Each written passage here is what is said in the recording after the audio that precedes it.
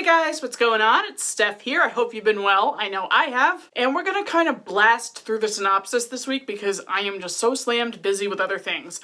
But here we go. I am simply splicing a couple of short hunts together at the same permission. And per usual when it comes to this permission, I found some very interesting stuff. Not to mention one coin that I just absolutely love. And in fact, it's a little bit of a mystery. I'm gonna need your help on this one, guys. So stay tuned and make sure you chime in the comments once that coin comes up and I have questions about it, and I'm giving too much away. I'm gonna shut up now. So without further ado, before we hop in, so I guess that is further ado, don't forget that I sell metal detecting equipment now. I can get you a great deal on just about anything you're looking for, so make sure you message me at stefdiggs@gmail.com, or you can also hit me up on Facebook. All right, now without further ado, let's hop in.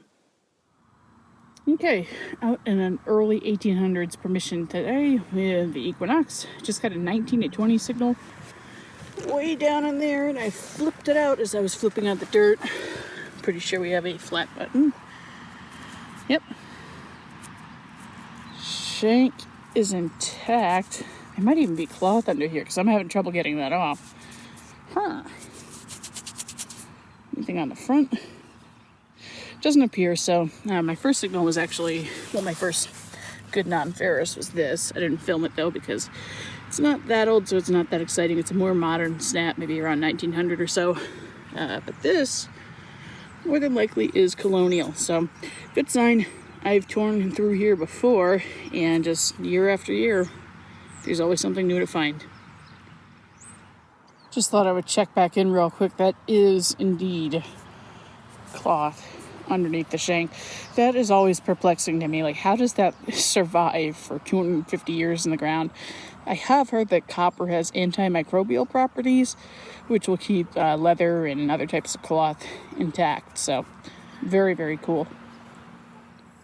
Well, this was a weird plug. I thought I was getting like either a clad dime or maybe even a copper, but it turned out to be this, which I would say is part of a shoe buckle frame, but it looks like it's, like flared out on either end on purpose. So I don't know. I would have to imagine it's brass or copper. I already brushed it off and it's as clean as I can get it. So I don't know. Maybe there is something else in the hole. If I swing over it and find something else, I'll let you know. Well, I should know what these are. I think. Hang on a minute. I don't want to get too close to them. They kind of look like turkeys, but they also look like vultures. I don't know. I guess I'll find out. I am about to go scare them because I'm headed in that way. So anyway, I just like catching the wildlife when I can. They're pecking away at something, so I guess the eating is good. We'll find out if that's a dead animal or some seeds or what. I don't know. Just thought I'd show you. Well, the verdict is turkeys. And they don't really care that I'm here at all, so they're kind of moseying on into the woods, but that's good. I thought they were maybe vultures from far away. We have a lot of wild turkeys around here. Okay, back with you soon.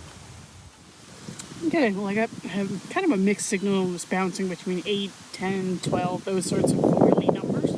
It's actually not foil, it's something old. At least I think it is. What are you? Oh, might be fancy. I don't know. I can't really tell yet. I think it's part of a suspender clip. I'd have to imagine. I don't know. Let me brush it off real quick. Yep, I'm safely going to go with part of a suspender clip. So that'll be like late 1800s, early 1900s. Maybe as far as back as mid 1800s. I don't know. Because there's really not enough of it to, tell exactly how old it is, I suppose. There probably would have been a patent date on another part that connected to it, but, it's beat up pretty bad, so. Hey, still a pretty cool find, so I'm going to work in this area a little bit. Not that you can see exactly what I'm working on. It's kind of a hill, and it's behind a house that was built in 1730, so we're going to see how we do out in this area. Okay, well, I think I have a pewter button here. I'm not sure, though. Ring up a solid 13 on the Equinox. And itty-bitty one right there. I started brushing it off and then said, no, get the camera out. I don't think there's anything on it, but this is what's leading me to believe it's a button. I think that's the cast seam mold on the back. Let me brush it off though. Let me make sure. Yep, well, brushed it off. I'm not really sure now. Because it looks like it's a cast seam right there, but I'm not seeing where there would have been a shank exactly. It's old though, so we're in the right spot. All right, gonna keep looking. Okay, kind of an awkward angle where I am right now because this is my plug, but I'm trying not to be in my own sunlight here. Oh boy, I got a mid-20s signal reading 8 inches down, which was correct. You know, it was in a ton of iron, and I know I've swung over here before with this machine, with other machines, doesn't matter. Mostly with this machine. I have an itty bitty silver. What are you gonna be? What are you gonna be? Is that a dime? Or is that something way better? I feel like this might be Spanish. I feel like this might be Spanish, or maybe finally my half dime. It feels like a half real. What the? Oh my god, did I ding it? No, that doesn't. Yeah, no, that's a half real. Yes, all right. Oh my god, that's like one of the only things I haven't found here is a half real. Yeah, maybe I did graze it. All right, let me spray it off and come right back. That's awesome. Just had a feeling today. Just had a feeling. That was my 3rd Spanish for the year. Wow. Okay, I'll come right back.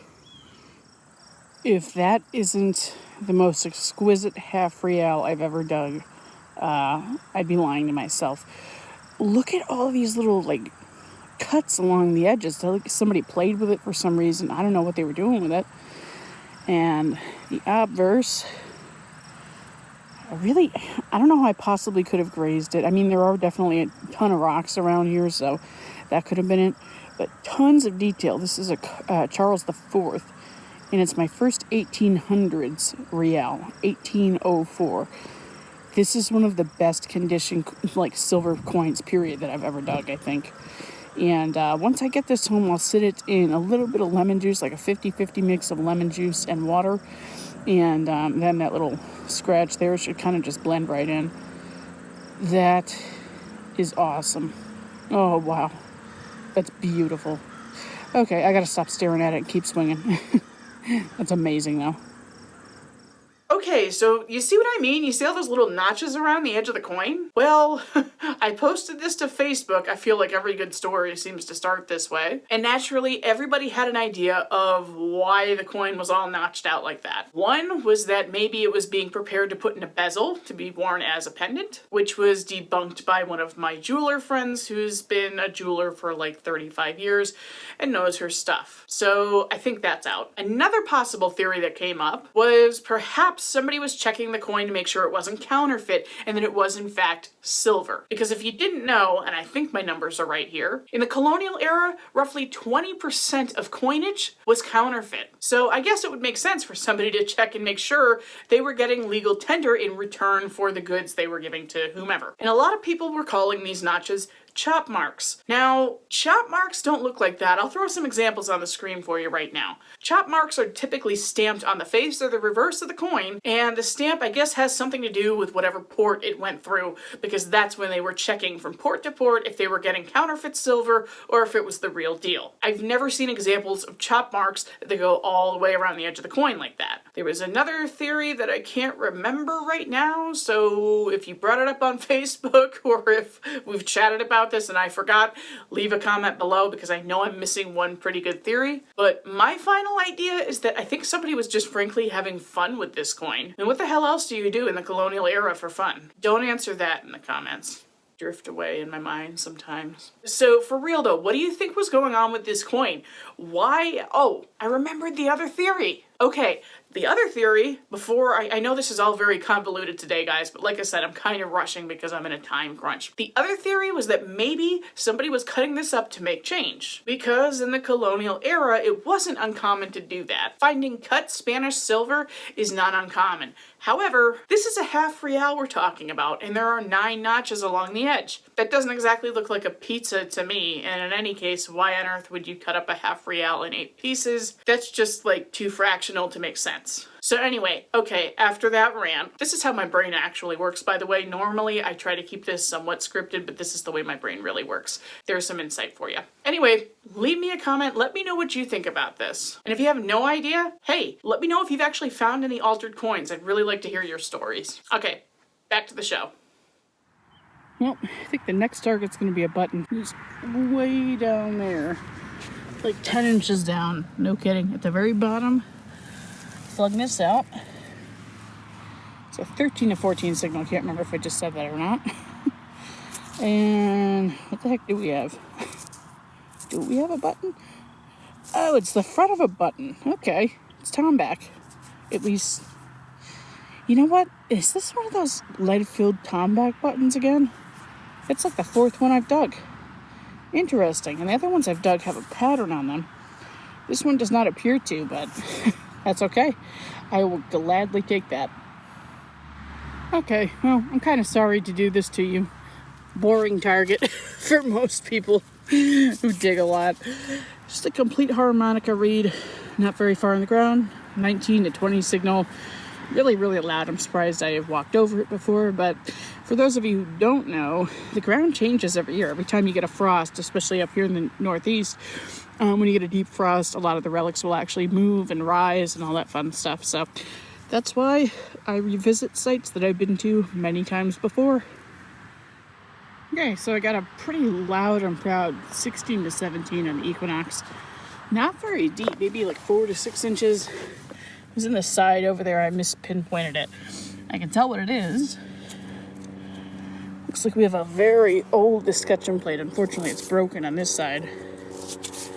But that is very cool. It's amazing. Like I was just saying, it's amazing how the conditions change just year after year, because this is huge. I mean, it's like the size of my palm, practically. That should not have been missed, but it was, because the ground conditions changed. So, testament to what I said earlier. Awesome. Okay, we'll keep going. I'm going to keep saying it. It really is a crazy phenomenon, walking over spots for a couple of years and not hearing things. So that escutcheon plate was like right there, a little piece of brass right there. I have something down here, but I do want to say something first. I had somebody comment that I shouldn't be finding stuff going back to sites, and that means I'm a lousy detectorist. That means you actually don't know what you're talking about, because like I said, ground conditions change. Any seasoned detectorist will tell you that. So anyway, rant over, but I did want to address that because, you know, I don't really care about the hateful comments that happen every so often, but that one was just pretty stupid, honestly. So anyway, getting that off my chest. I can tell what this is. It was a like 10 to 12 signal, and I can feel that it's a spoon. So, or spoon handle anyway. There we go. Let's see. So this is probably going to be early to mid 1800s. This style right here is called a tipped style. If I can brush the dirt off to show you. And that's like 1840s, 1850s, something like that, I believe. Don't think we're going to have a maker, because that would have been right there at the ass neck of the spoon, which we're missing, but hey, encouraging find. All right. Okay, so I got like a 10, 11, 12 signal in a place, again, that I think I've swung over before, or at least near. Popped it out right over here, and we have a shoe buckle fragment. It's probably made of Tomback, and that's why it rang up so low. But hey, once again, good signs. Alright, getting pretty late in the day here, but I got a really good signal. About 6 inches down there is a 19. Took me a while to get to because I'm actually on a slope, so it took me a little while to pinpoint it correctly, but just pulled it out, and I'm assuming it's some kind of dog tag, I would think. 1917, maybe? Wow. If that's the case, that might be... No, you know what? I found the record-breaking Hebron dog license in this yard, which was, I think, in 1914. Can't quite remember. But I'll brush it off and come back. And brushing it off didn't really reveal much. I still think it says 1917. Not entirely sure, but it'll be up on the screen for you. Cool find. All right, well, that does it for this week, guys. Great couple of mini hunts at that site, per usual. And of course, the star of the show is that awesome half real. So let's go take a look at that and some of the other notable finds right now. Okay, so here's the wrap up for the day. I do believe I'm missing a couple of pieces, but for real this time, I'm actually seriously moving my relic room around because we have somebody moving into the in-law apartment. And that used to be my relic room. Now it's going to move to the main house. Anywho, so I've got paper plates of everything everywhere. Okay, a few things I didn't film here. This is some kind of more modern finial. At least I think it's pretty modern. Yeah, I found that right up against the house. Didn't film it because it is, yeah, it's definitely modern. Look at it. It's got like glitter in it. Okay, not exciting.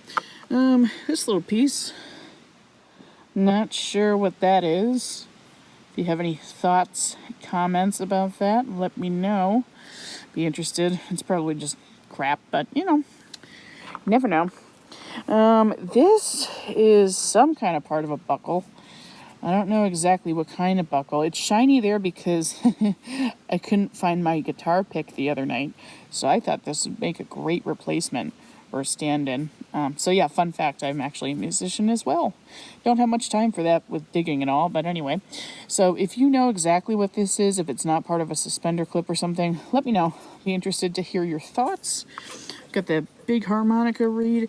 This actually has text on it, and I can't quite read it. It's something co.